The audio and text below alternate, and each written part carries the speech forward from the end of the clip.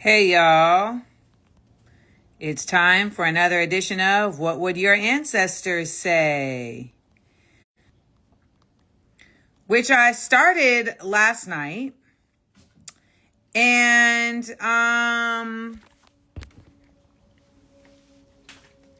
it went so well that I said I need to keep doing this. And so this is a part of a series that is attached to my one-woman show, What Would the Ancestors Say?, which I will be releasing the script of and doing the new live stream show on November 8th. And so keep it, subscribe to my newsletter, stay tuned. The link is coming soon so you guys can buy digital tickets. The tickets will be $15 to watch it digitally. And my book will be, I got the masks all over the world. And the book, What Would the Ancestors Say?, which I am self-publishing, will be available to also purchase and again support my work. So tonight, who wants to join me to talk about what would their ancestors say? What would your ancestors say about where we are? Who are your ancestors? Where would your ancestors, where your ancestors come from? Where would your ancestors frame the world that we're in right now? So, for those of you who want to come on and talk, you can request to come on.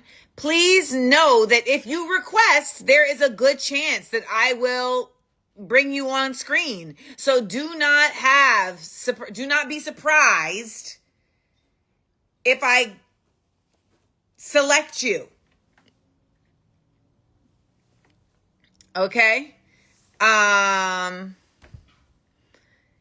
If you don't know your ancestors, then you need to get in touch with your ancestors. I think sometimes people feel like the concept of ancestors is like knowing the names of the people you came from. And the real truth is your ancestors are those who guide you, right? Because there's energy that comes off of humans that exists long after their bodies have left this earth. So your ancestors are those who connect to your energy and whose energy you connect to. So again, it's not always just the literal concept of, oh, my ancestors came from this place. It is also the metaphysical concept of your ancestors that guide you and that you are a continuance of, because I will tell you, you're going to be someone's ancestor. So my show, What Would the Ancestors Say?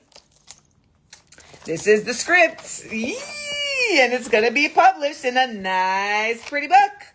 The ancestors, what would the ancestors say? Asks us that, right? Asks us, what would our ancestors say about where we are, and what kind of ancestors are we going to be? So let's see who has requested to come on.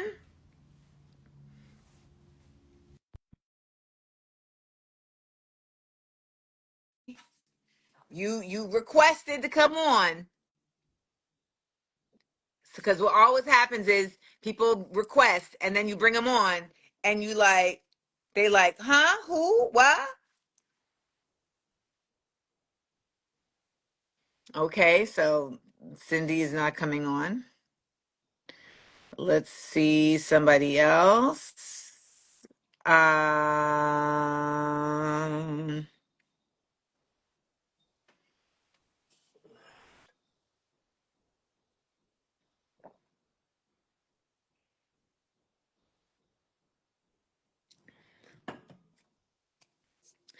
so I don't know if Instagram is just not letting me bring people on because I've now accepted 2 people. Let's try somebody else. Shooby doo doo boom boom.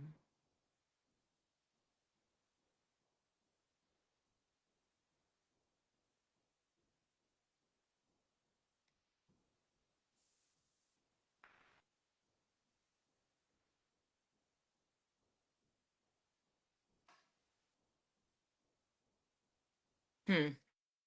I think it's just being stank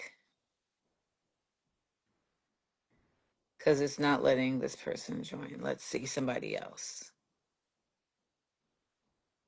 Let's see if we're going to be able to bring anybody on. Ah, of course. Hello, Amanda. Hi again. How's it going? Hi again. Hi again. Yeah, this is our second time together on your live. When was the first time? Oh, it was I would say about a month and a bit ago. About a month ago. A Yeah. month and a bit ago. What were we Yeah. talking about? Well, we were talking about Zionism and Kamala Harris. Yeah, and how the two just go perfectly together, They do. don't They do. they? And you know, and I said to myself, how can I prove that Icarus flew so close to the sun, right? Because Icarus was black that uses black as tar, and then how do I prove that? And that Spellman wanted me to just come on your live and just to prove it. Yeah. Spellman wanted you. Oh, you were the one who came on here to say that Kamala Harris was God. I mean, I wouldn't say that she's God, but I think if I recall, you were the one who came on here and the way that you were displaying your point was mhm. very cryptic. And for some reason you all think that I have the time to figure out your cryptic messaging. And But I do because you're not. no, because listen, man, I would listen if you I told do me. not. I am a I literal and direct person, and that is how I want to be spoken to. and I love it. I love it. You know what? And I'm a fan. Listen, black girls, come on, come on, come on, come on. Come on, and then Baby, we are not peers, okay? no, We are never. not peers. No. I am probably 20 years older than you. Are you sure about that? I said probably, so no, I'm not Mm, sure about that. okay, okay, But okay. you're Sure, you can taking say up probably. time. So are you going to speak about your ancestors or are you going to keep Absolutely. being Yeah, coy? yeah. No, no, certainly. I am a Wright. I am a Dennis.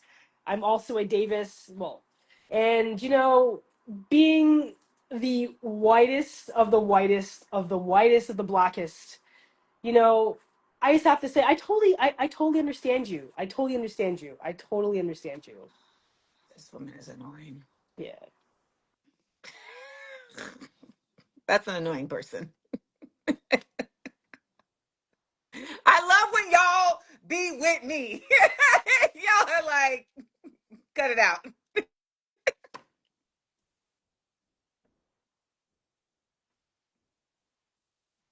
I love when y'all be in the chat like, what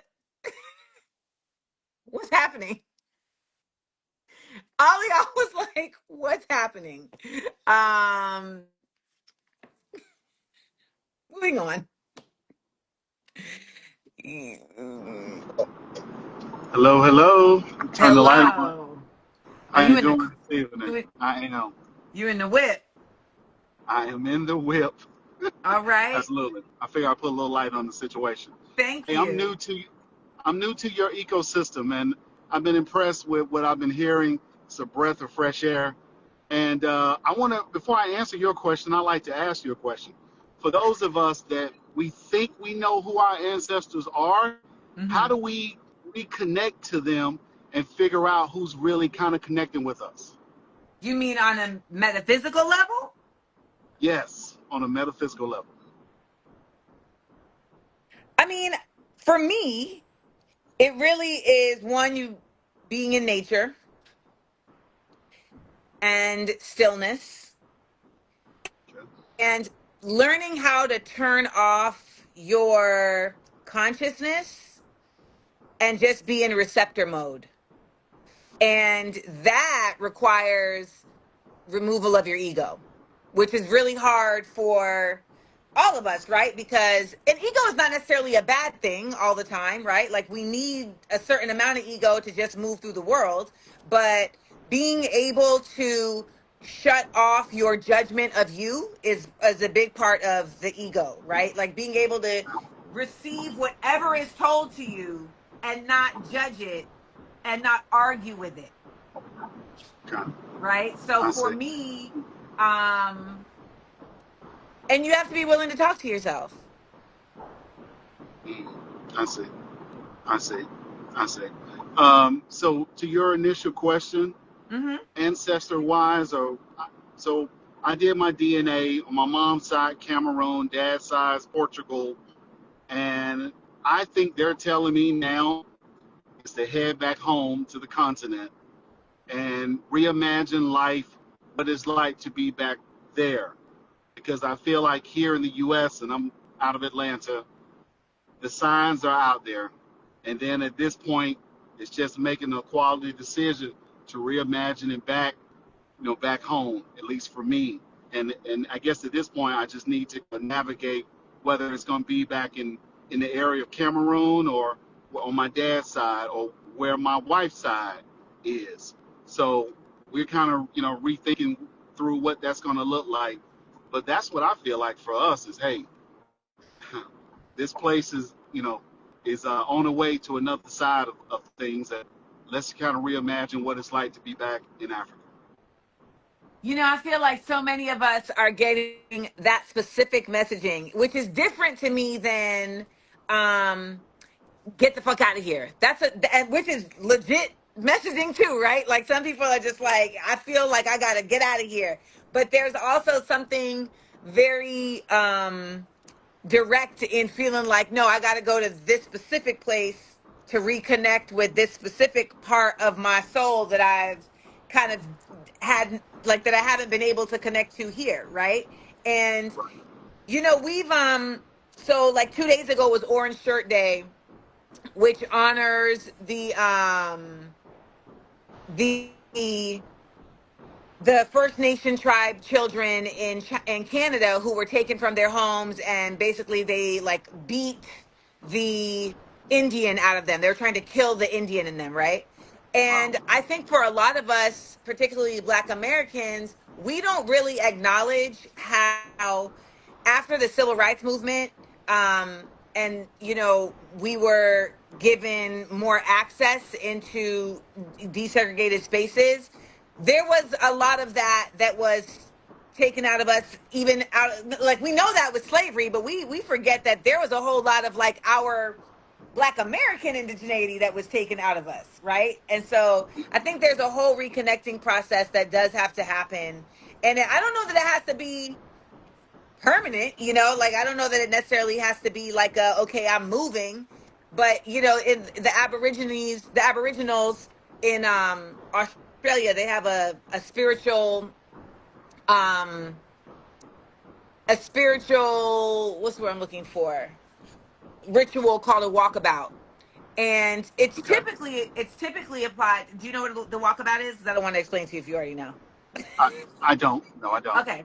So it's a rite of passage that young men do, where they basically got to walk about. They walk out of the village, and they have to be out there for a certain amount of time, and they got to like figure it out. And during this time, there's often, peril, but there's also, solitude and the space to have, isolated conversations by yourself without the disruption of your village. And, they be hallucinating. Like, it's a time. It's a time. Oh wow.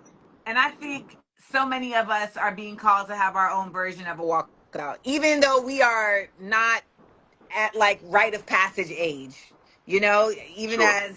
as we're in our 40s and 50s, I feel like there's a whole transitioning time that we are having to take hold of. And I think it's because we really have to transition into the ancestors that shaped us.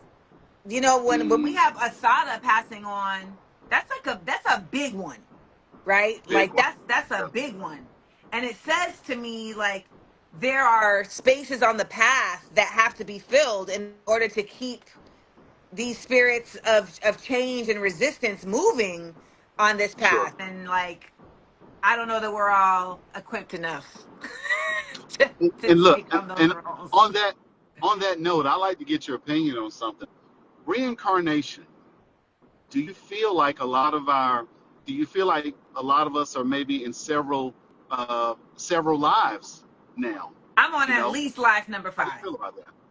Oh, really? Okay, okay, gotcha, gotcha. I Yeah, feel like I know I've been here before. Right. So, I mean, I just be feeling like there's those of us who just have a seeing eye Hmm. that feels familiar, right? Like it's not Hmm. even like, oh, I'm able to discern this. It's like, no, I've seen this before. Why did I Right. see this? It wasn't because of a PBS documentary. Like I feel Right. this in my bones. You know, I felt that since I was a child. I feel like when I arrived here, I was 7, and I was just like, can we hurry up so I can get to Right. adulthood and do what I'm supposed to do? Um, so I agree with you. And so that kind of has me rethinking about how we look at when our family or ancestors transition, because energy is not void, it continues, it just moves to another dimension.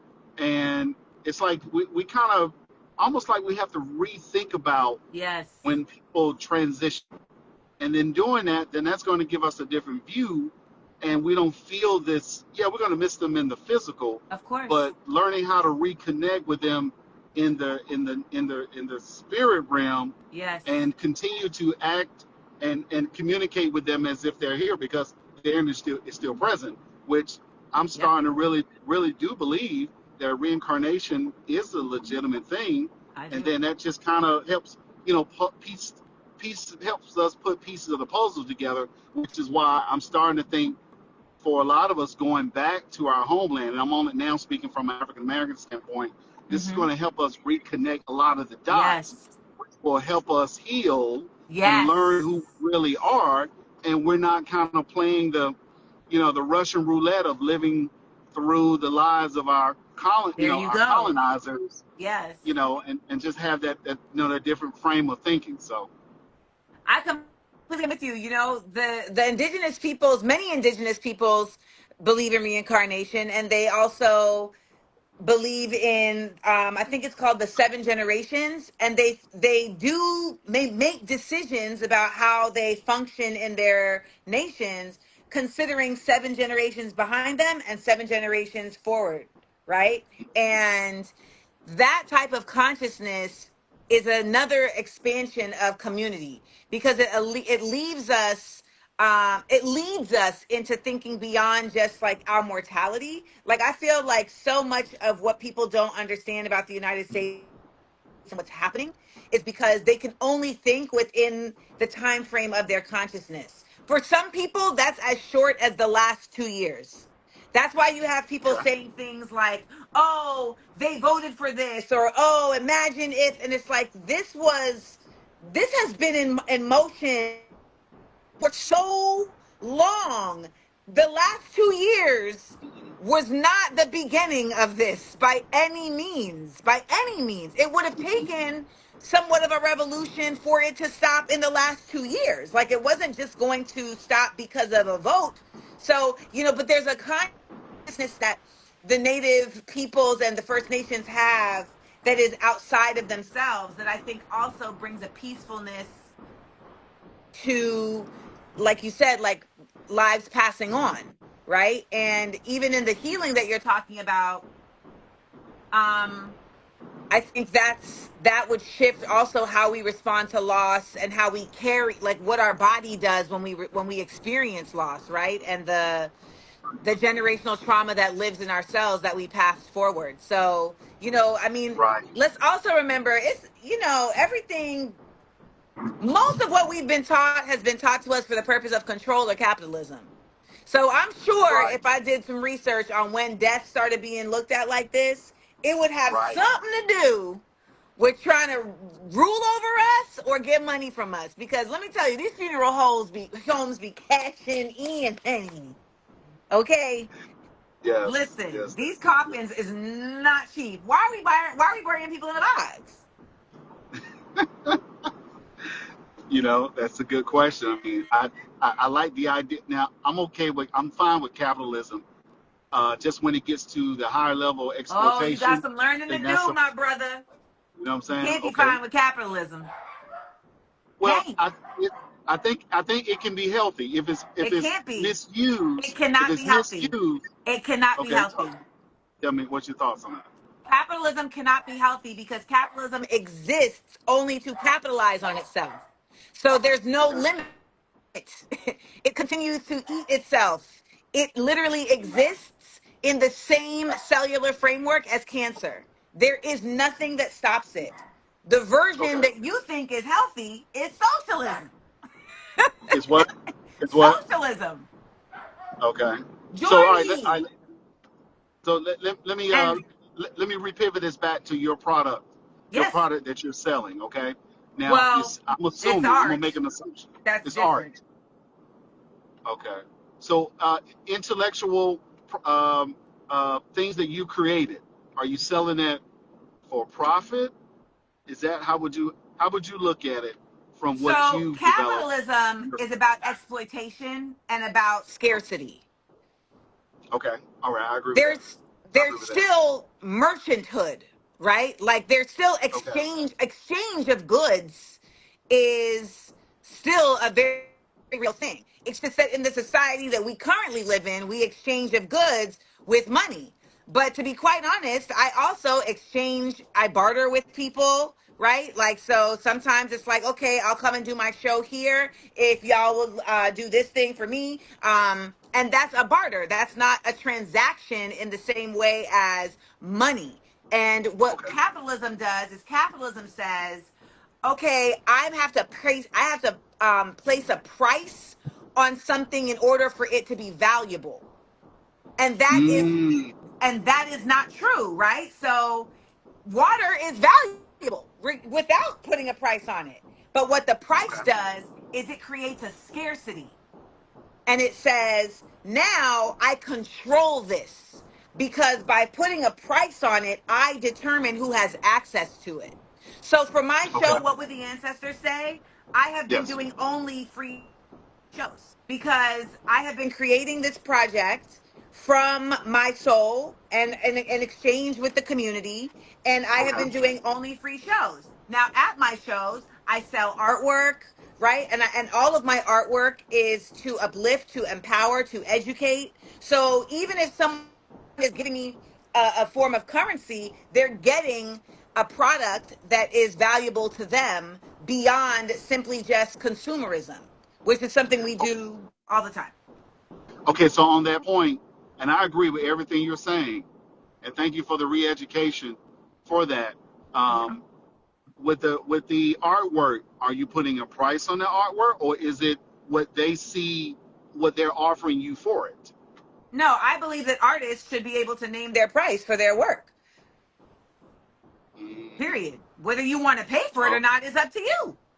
And that's the difference. Now I'm creating intellectual property. I'm not taking water from the earth and then determining something you need. Okay. Something you need. And then putting Okay. a price on it. I'm not at a hospital with a skill set to save you and then saying, you can't get this unless you got that. I'm simply providing you with my gifts and giving you the option to to partake in it or not. So okay, let me spin this around.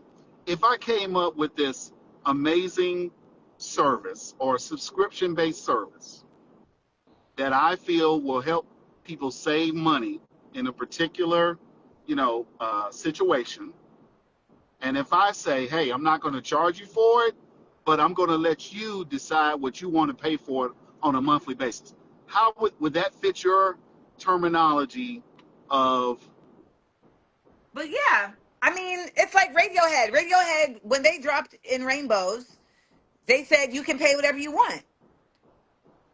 They said pay whatever you want. But the thing about it is that a lot of times people can talk about capitalism, but they can't talk about socialism. Do you know what socialism is? I do. I like to hear your. How would you define socialism? Well, I would define socialism as rights that everyone has access to, and that it's like a communal way of us contributing toward those benefits or services. So would you say that we have certain social policies, socialism policies here in the United States? I would. So like Social Security, all of our elected officials in Congress exist in socialism because we as a people are funding their health care. Okay. Yep. Yep. We're funding their health care, right? Now, Mhm. socialism simply says that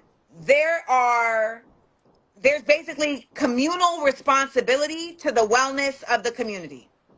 Mhm. Communism Communism says the community owns everything that runs the community. So communism says no one has individual ownership of that which runs the community. Um, and, a lot of people are against communism because they've never seen it actually operating in the way that it ideologically is supposed to exist. And our ancestors really operated in many ways in socialistic societies where those who had more were expected to do more, and they were happy to do more because if everybody's good, then nobody is hurting, and if people aren't hurting, then it's less possibility for them to hurt each other, right? So I agree with that. these are the things, but this world of capitalism keeps us in the chokehold that if everybody's good, then nobody can be the best.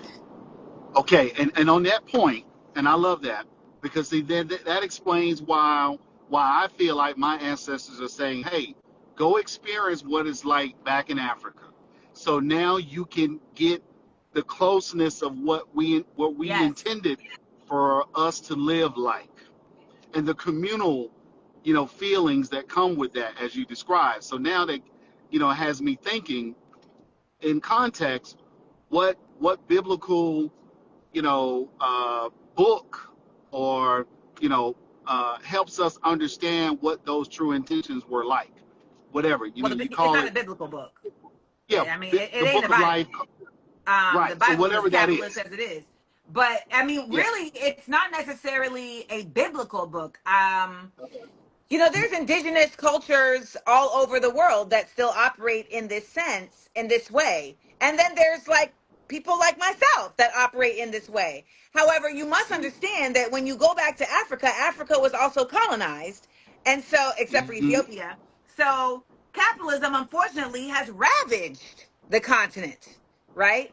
And has Right. made it a lot more difficult for folks to operate on a socialist level. When you see folks in the Sahel, like countries like Niger, Burkina Faso, Mali, they are trying to not only apply socialist mindsets into their nations, but also the goal is to spread it across Africa in a Pan-Africanist mindset. So So, I got you for one mhm. more question, then I'm going to bring somebody else up. Okay. Okay. All right. Sorry about that. Thought we're taking up everyone else's time. So two thoughts I'm hearing. A, no shortage and lack is a condition that was created for Yes, for for people to experience. yes, We have an option to deal with it or not.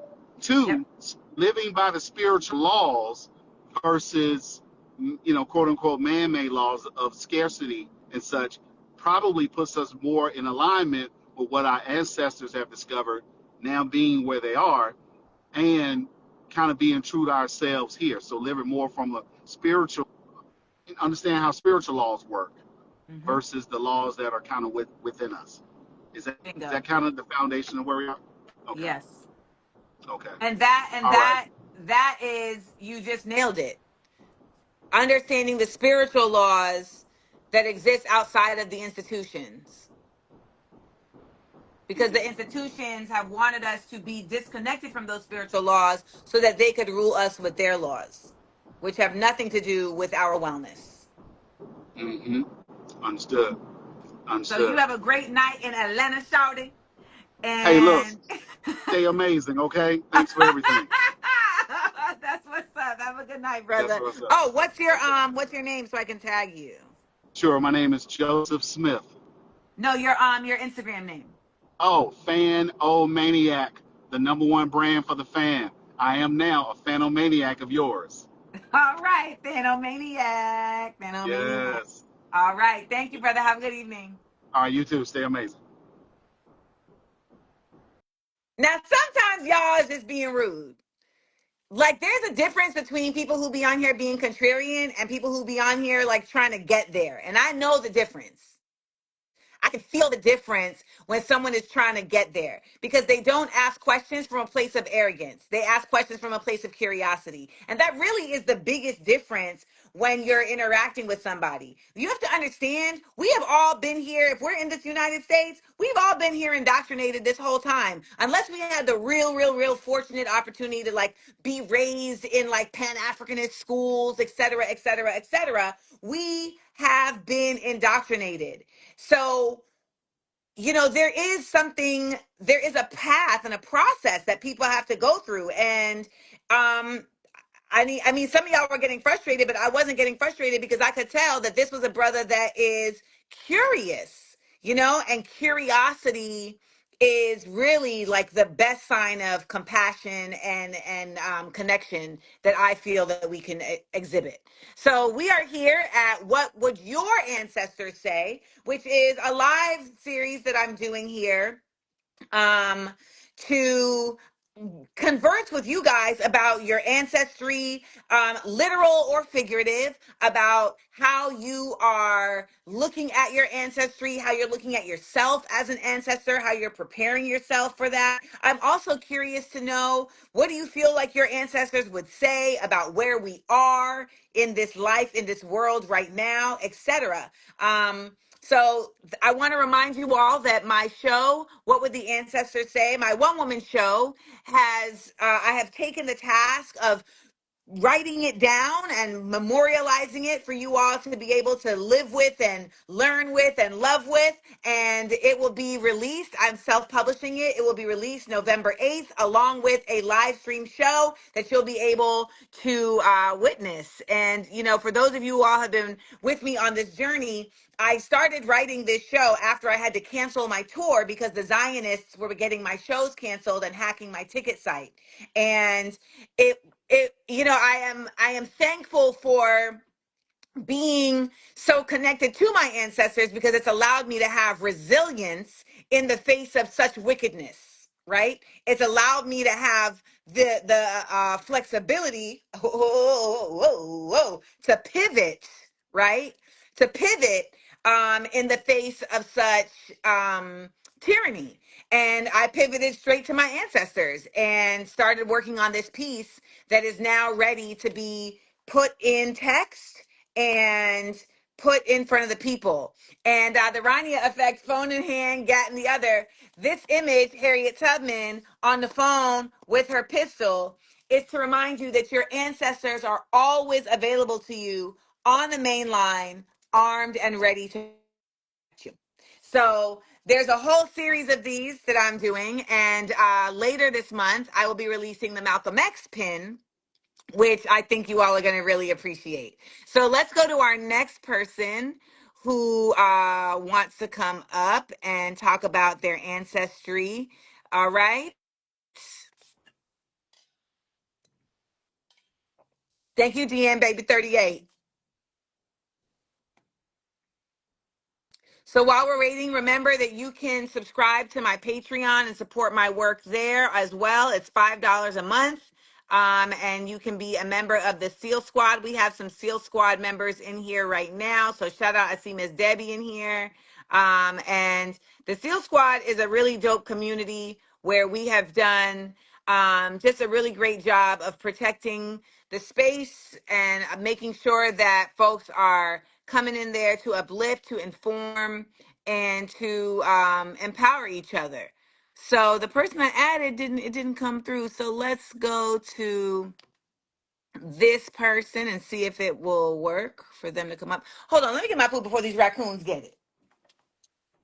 Oh my God, Hold on 1 second.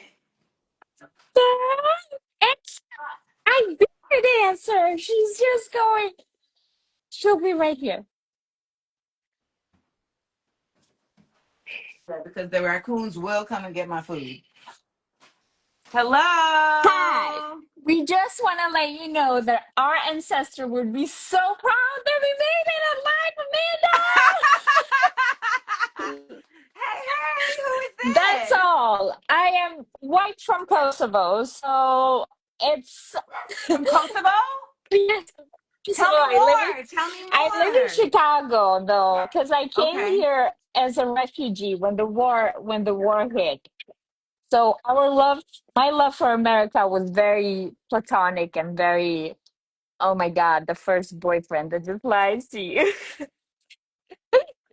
And then once I gave birth, I kind of just got disappointed. Once Yeah. I hit adulthood, it was just a disappointment. I'm not here to steal your time. I'm here You're to not say stealing thank time. No, no, you no, no. This for you're not stealing time. This is for educating me. everyone. This is for everyone. This is not just for people with black ancestors. This is for everyone. I want to hear about your ancestry and what you think about them and what they think about what you think they think about now. I mean, you made it. You came to the United States to escape.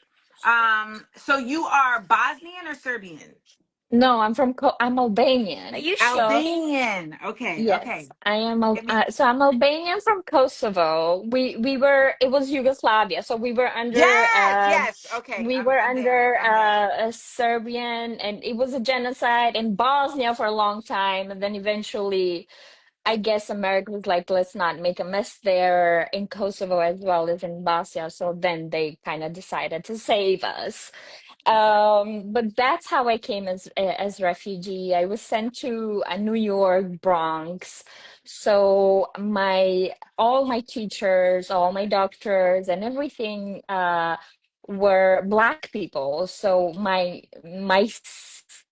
safeness in when talking to people is always, even when I go to the doctors here in Lurie Children's Hospital or my Northwestern, I say, please, a Black doctor, because I'm sweating. Right. Because that was Yes, your so entrance into the States. Fascinating. I guess that's the welcomeness, and it was very different. Nonetheless, I'm shaking. My son is like, you shaking? No. So But tell us, this is so because the hard. problem, because Americans, we are so cut off from learning about other people, other cultures.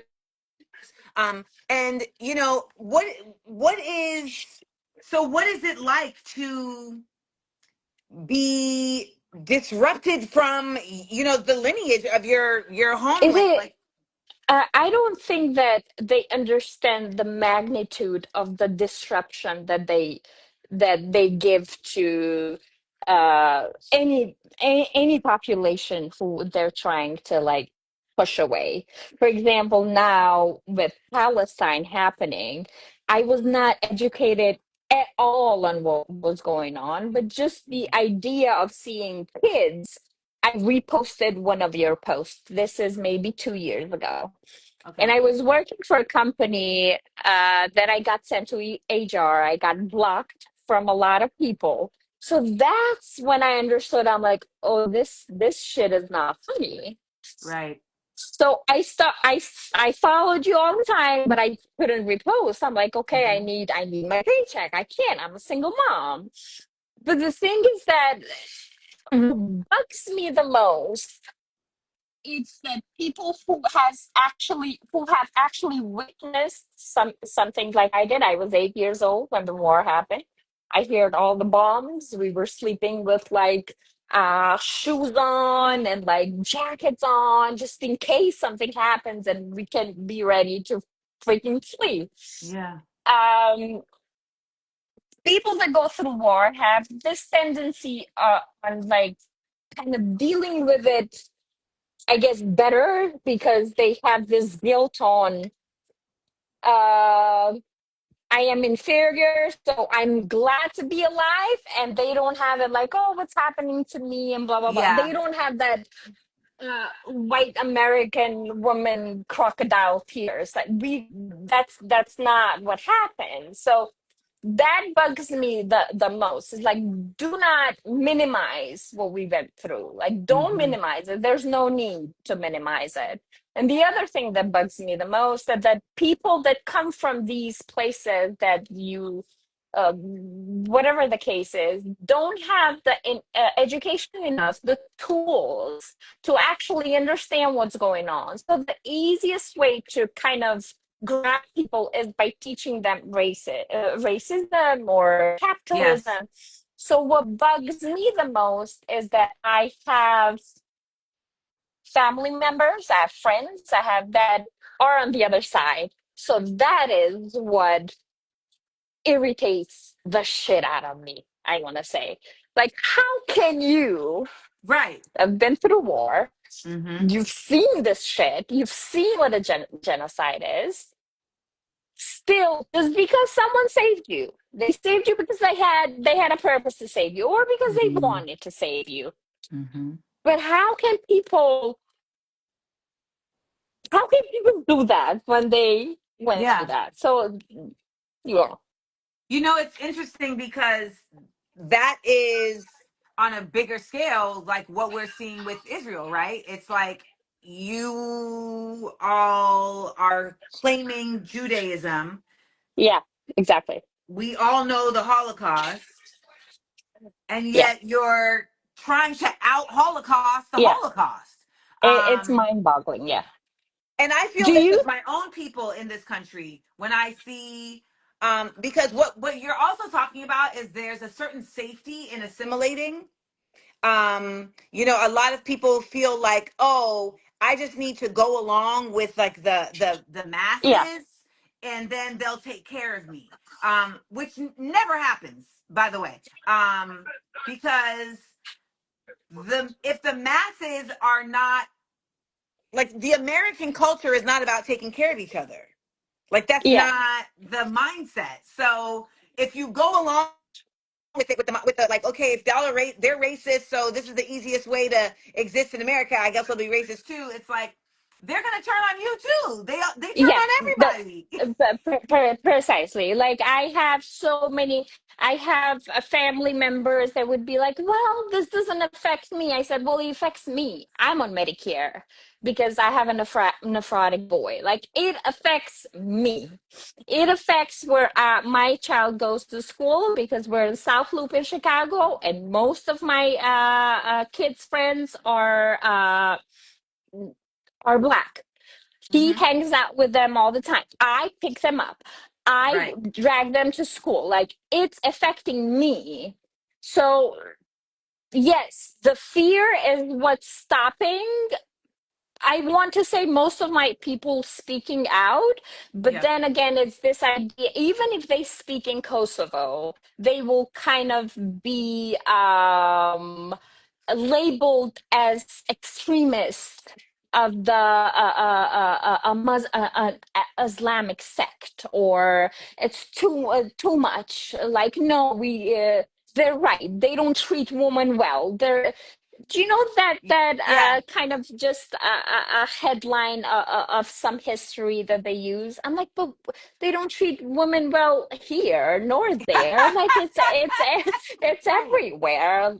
So, do you think they're missing a curtain that they need to open? And do you think that only can be gotten if they attend therapy? Because I went to therapy, I and mean, yes, I think that is I kind of think, what opened up yes. a lot, gave me tools to kind of Because if you go, fish on because a different way. And what therapy does, and this is what you just mentioned, is therapy. We carry we carry our ancestors in us. Like, we carry their DNA. We carry, there's a really good book called My Grandmother's Hands by Resma Menakem that talks about, like, intergenerational trauma, and how, like, if you, like, your cells are affected by what you yeah, experience, and then you have a child, and then those cells go into this child, and so that cellular structure starts to change when you actively do work to change it, right? And so that's what therapy yeah, is. So therapy allows you to heal. The more you heal, the less on edge you are, the less defensive you are, because the Mhm. more solid you are in yourself. And so many people are unable to take in new ideas because it's going to like shake up their Yeah, fragile exactly. foundation. They're like built on sand. Someone gave them their identity. They don't have it themselves. Therapy like Eh, allows you to get your own identity, and then that's when you're able to really like see the world beyond yourself. yeah, I think you saying that therapy allows you to get your own identity is is what I'll be using to the rest of my family. Well, you Anyway, have a I great am night. Thank you so, so so, much. so happy for this. I need to screenshot this. Okay. Wait, let me get mine. You want to say hi? Come say hi, okay? Hi, hi, Hi! hi. Oh, he's gorgeous! Thank you, thank you. He's a savage. Okay, hi. You guys are the best. He's a savage. So unfortunately, Instagram is doing the thing where the comments aren't scrolling for me, so I have no idea what you guys are saying. Um, but it's already 8:52, so we've already had two folks on tonight, and the comments are scrolling, so I'm gonna end it. But we will be back tomorrow night here to ask what would your ancestors say at 8 p.m. Eastern. So come on, and hopefully you'll get a chance to come on and share. I think it's really dope getting to have these conversations with y'all, and for you to be having these conversations by yourself, even if you're not having them on live. We have to be asking ourselves this question because it is really imperative that we break out of the habit of only thinking within our like limited time frame. We only think in the now, and then when shit pop off, we be like, how'd this happen? It's like, well, it was actually happening, but you was only thinking in the now. And I know that there is something to be said for being present, right? And I'm not saying that we forget to smell the roses and to look at the bees. No, we do that while also being cognizant of the fact that by stopping to smell the roses, by protecting the bees, we are still allowing for there to be more around us to flourish, right? We have a consciousness about what that does. And I think there's just a really important piece of work and process that all of us have to really adhere to and continue to do. And I'm happy to be doing it right here with you guys. So remember, mark your calendars. November 8th, my book, What Would the Ancestors Say, is released, as well as the live stream show. I hope that you guys will support and show your love. The price for the live stream show is $15. And man, we're gonna keep on going. I'll see y'all tomorrow night. And shout out to all of my folks in Chicago. I know things are getting really heated up there, and this man is really on one. And it's gonna take us staying clear headed and in community to if we have any shot at being a true oppositional force.